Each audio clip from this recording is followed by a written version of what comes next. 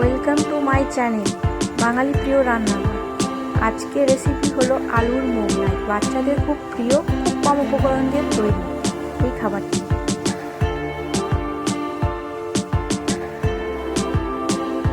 এই খাবারটি বাড়ির বড় বা ছোট সবারই খুব ভালো লাগবে। একবার নিশ্চয়ই ট্রাই করবেন। এই খাবারটি খুব সোজা, বানানোটাও খুব তাড়াতাড়ি হয়।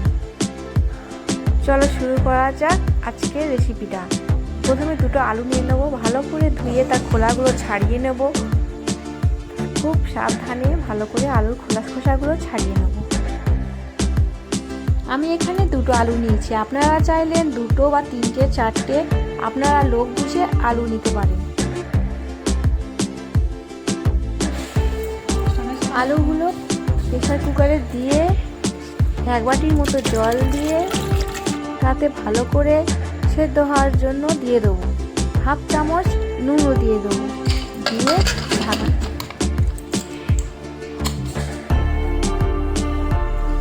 একটা গামলিতে 250 গ্রামের মতো ময়দা নিয়ে নেব। আমি এখানে 250 গ্রাম ময়দা নিয়েছি, আপনারা পারলে তার বেশি বা কম নিতে পারেন। হাফ চামচ নুন দিয়ে দেবো, আপনারা চাইলেন স্বাদ মতো দিতে পারেন।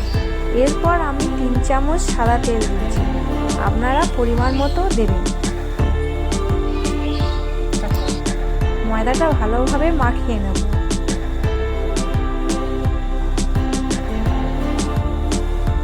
তেলটা যেন ভালোভাবে ময়দার সাথে মেখে যায়।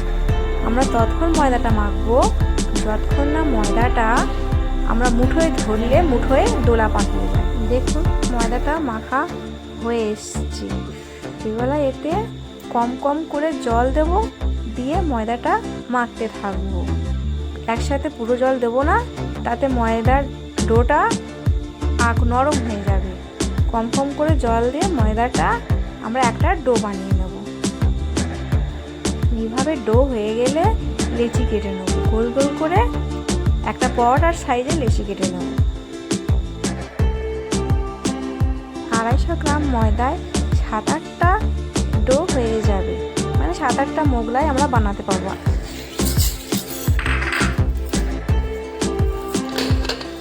চলো দেখা যাক আলুগুলো সেদ্ধ হয়ে গেছে কিনা।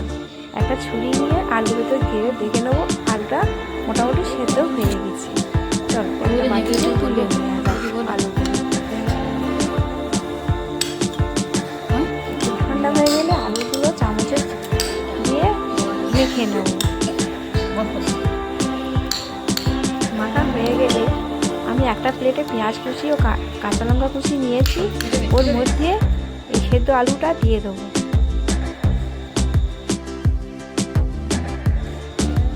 আমি এর মধ্যে শুধু হাফ চামচ নুন দিয়েছি। আপনারা চাইলেন এতে হলুদ গুঁড়ো, সামান্য লঙ্কা গুঁড়ো ও জিরে গুঁড়ো দিয়েও করতে পারেন। আমি আমার বাচ্চাদের জন্য করছিলাম, তাই বেশি স্পাইসি করিনি। সব কিছু দিয়ে আলুগুলো ভালোভাবে মেখে নেব।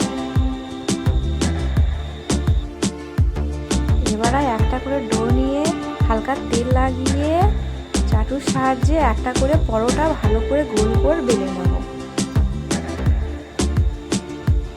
চারদিক সমান করার চেষ্টা করবেন, গোল হলে বেশি ভালো হয়।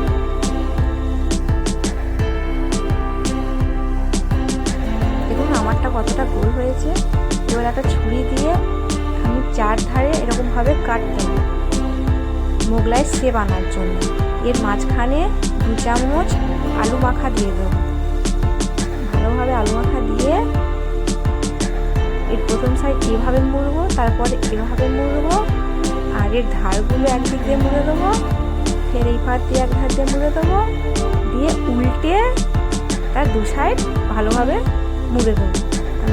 এইভাবে মুড়লে কোনো দিক থেকে আলু আর বেরোবে না, পুরো মোগলাইয়ের শেপে হয়ে যাবে। আবার একই পদ্ধতিতে একের পর এক সবকটা মোগলাই আমরা তৈরি করে নেব।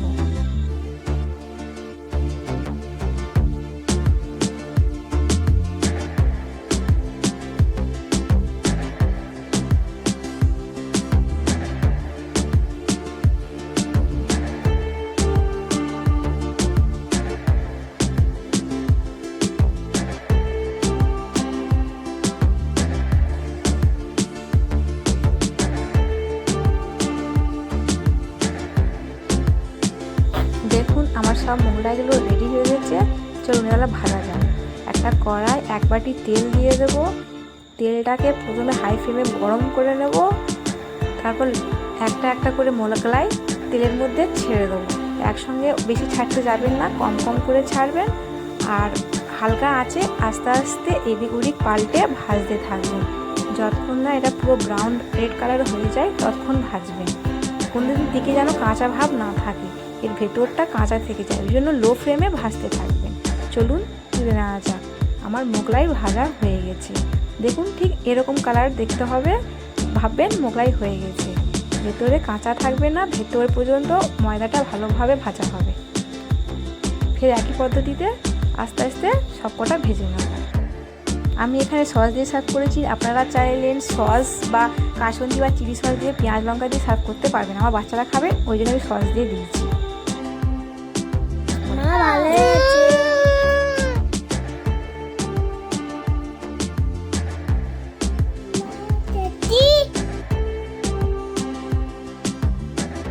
Thanks for watching. Please like and subscribe.